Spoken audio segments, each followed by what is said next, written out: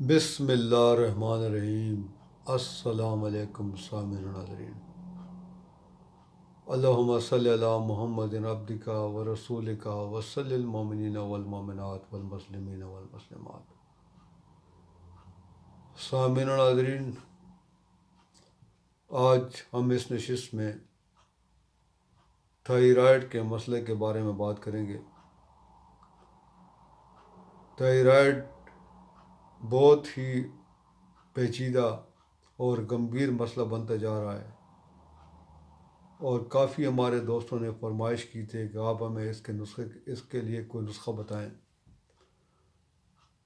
تو میں آپ کے لیے ایک انتہائی زبردست نسخہ لایا ہوں۔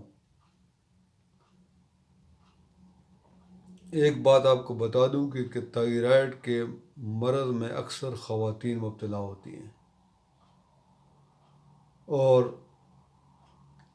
خواتین کے اکثر جو مسائل ہوتے ہیں دوران عمل وہ تھائرائیڈ کی وجہ سے ہوتے ہیں، اور حد تک کہ بعض اوقات حمل کا ضائع ہو جانا بھی تھائرائیڈ کی وجہ سے ہوتا ہے۔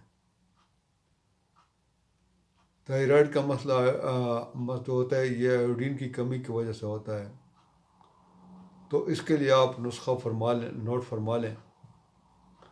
آپ نے کرنا کیا ہے کہ آپ نے 10 گرام خشک سنگاڑوں کا پاؤڈر لینا ہے، اس میں 2 گرام ادرک کا پاؤڈر ڈالنا ہے، 10 گرام اپنے کچنار کے درخت کی خشک چھال کا پاؤڈر مکس کرنا ہے، اور ان 3 چیزوں کو آپ نے مکس کر کے آدھا چائے کا چمچ کھانے سے 1 گھنٹہ صبح ناشتے سے 1 گھنٹہ پہلے پانی کے ساتھ کھانا ہے۔